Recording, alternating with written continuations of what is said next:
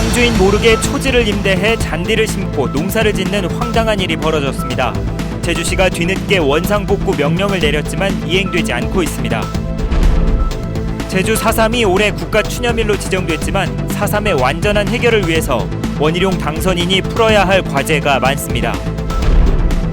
제주와 러시아 사이에 전세기가 취항했습니다. 러시아 관광객들을 꾸준히 유치할 수 있는 대책이 필요합니다. 외국인 범죄가 잇따르고 있지만 수사 도중에 출국해버리는 경우가 많아 처벌이 제대로 이루어지지 않고 있습니다.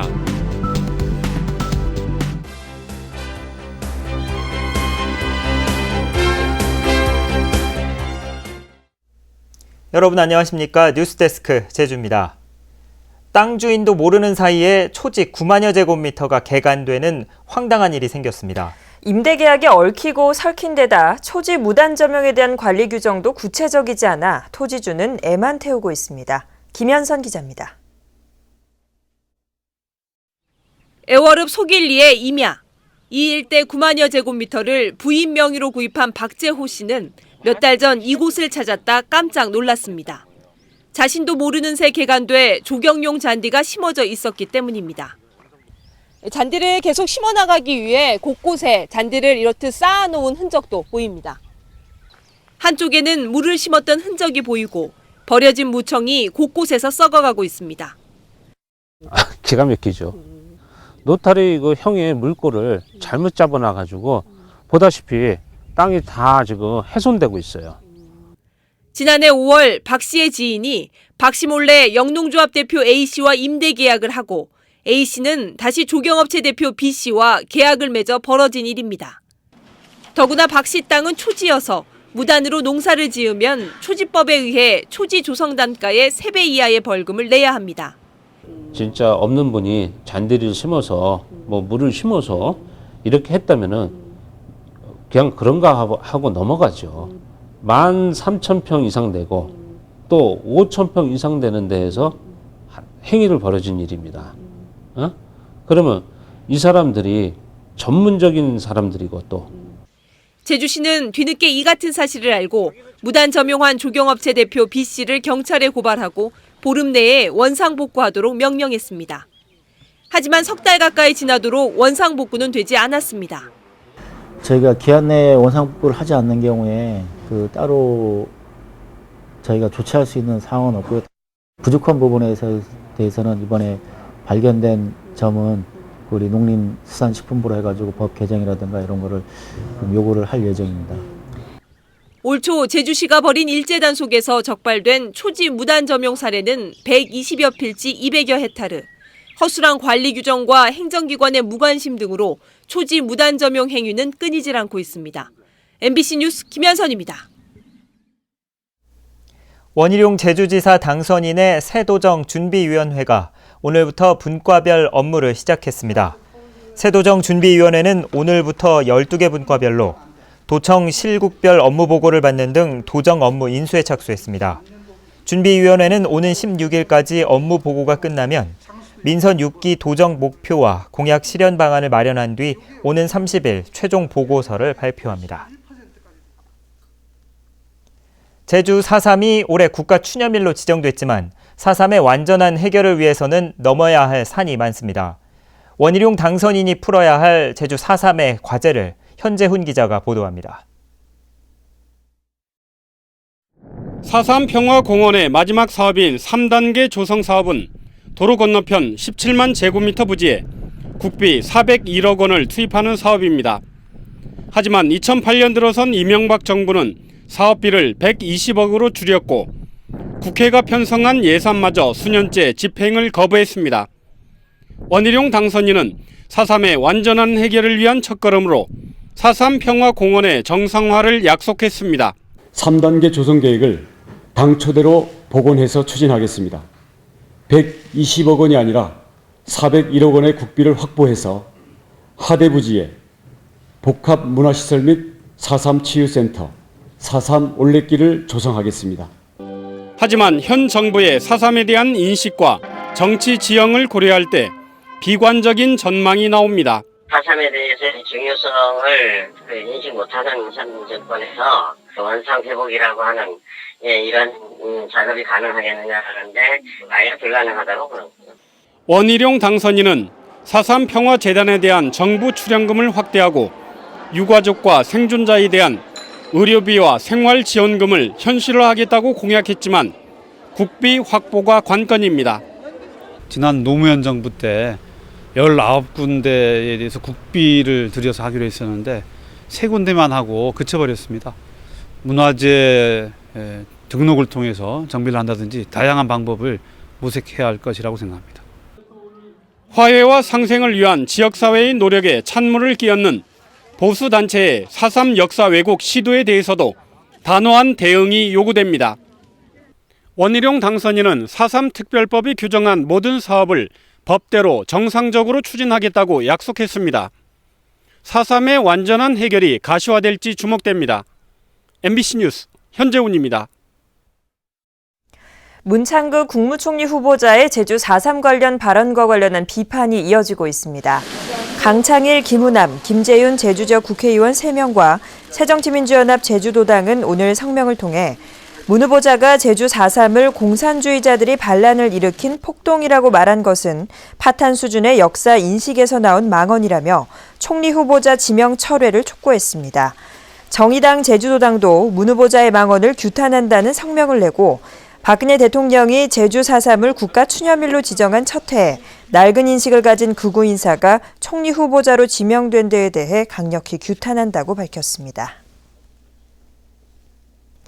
대법원 민사 2부는 4.3 희생자 유족 103명이 이선교 목사를 상대로 제기한 손해배상 청구 소송 상고심에서 원고 패소한 원심을 확정했습니다. 재판부는 원고들이 제출한 증거만으로 피고가 강연에서 폭도라는 표현을 사용했다고 인정하기에 부족하고 항소심 판단이 법리를 오해하지 않았다며 이같이 판결했습니다. 유족들은 지난 2008년 이선교 목사가 국제외교안보포럼 강연에서 4.3 희생자와 평화공원을 폭도와 폭도공원으로 표현해 유족들의 명예를 실추시켰다며 이 목사를 상대로 2억 원대 손해배상 청구 소송을 제기했습니다. 제주와 러시아 사이에 하늘길이 열렸습니다. 러시아 항공사에서 정기성 전세기를 취항한 건데 러시아 관광객들을 꾸준히 유치할 수 있는 대책이 필요하다는 지적입니다. 박주연 기자가 보도합니다.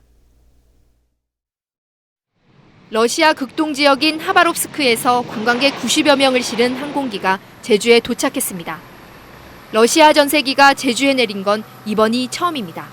이번에 취항한 전세기는 오는 9월까지 모두 10차례 운항해 러시아 관광객 900명을 실어 나를 계획입니다. 제주를 알리고 관광 상품을 개발하기 위해 여행사 대표와 언론인 20여 명도 관광객과 함께 제주를 찾았습니다.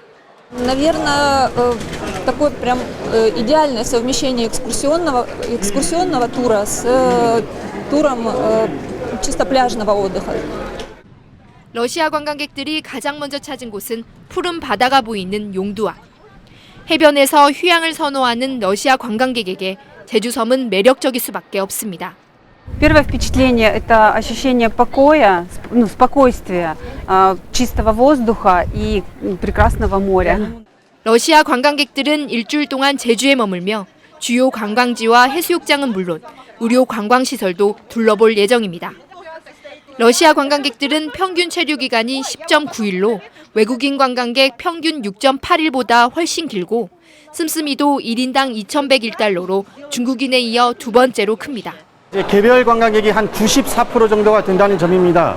그 얘기는 특히 이제 한 2주 이상 제주에 머물면서 장기 체류를 하고 있기 때문에 서민 경제에 미치는 효과가 막대할 걸로 예상이 되며 성장 잠재력이 무궁무진한 러시아 관광시장이 이제 열리는 만큼 이에 맞는 관광 상품 개발과 항공노선 활성화 대책 등이 서둘러 마련돼야 할 것으로 보입니다. MBC 뉴스 박주연입니다. 외국인 관광객이 늘면서 범죄도 잇따르고 있습니다. 절도나 단순 폭행 사건인 경우 경찰이 외국인을 입건해도 수사 도중에 모두 출국해버려서 처벌이 제대로 이루어지지 않고 있습니다. 김찬년 기자입니다. 제주 시내 한 화장품 가게에서 30대 여성이 종업원이 충전 중이던 스마트폰을 집어들고 일행의 가방에 집어넣습니다. 이후 물건을 사고는 가게를 빠져나갑니다. 여러 명이 와, 그러니까 거의 한 20명이 다 정신이었거든요. 그러니까 우리는 아무도 신경을 못 쓰고 손님받다 보니까 아직 가져본 게 핸드폰이 없어져. 지난 한 달 사이 제주시 연동 상가에서 스마트폰 절도 혐의로 외국인 관광객 3명이 검거됐습니다. 편의점에서도 도난 사건이 골칫거리입니다. 재고조사라는 걸 해요. 3개월에 한 번씩 맡다 보니까 그러면은 한 1,000만 원? 6개월에 한 1,000만 원씩 이렇게 우리가 변상을 했네요. 올해 4월까지 발생한 절도와 폭력 등 외국인 범죄는 91건. 지난해 같은 기간에 비해 43% 증가했습니다.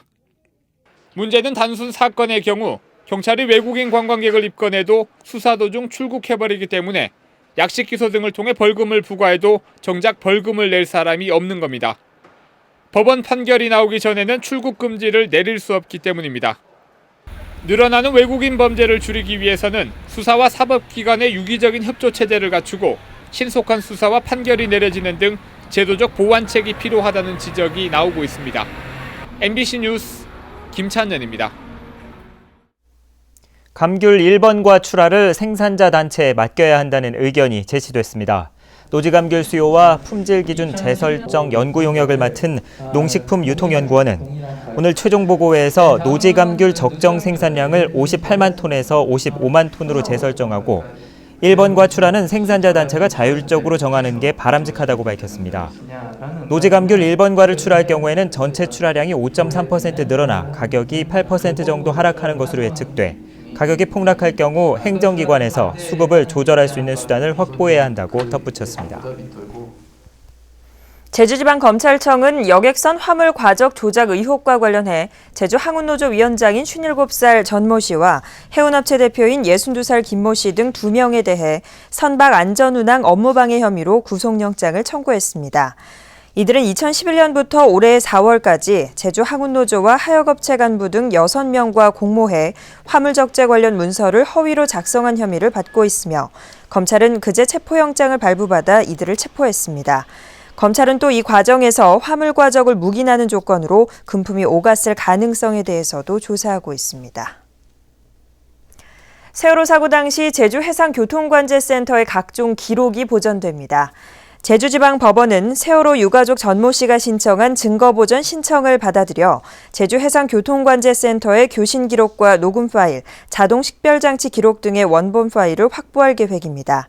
이에 따라 가족대책위는 내일 제주해상교통관제센터에서 증거보전 절차를 진행한 뒤 국가를 상대로 해상안전관리 소홀에 따른 손해배상 청구 소송을 제기할 예정입니다.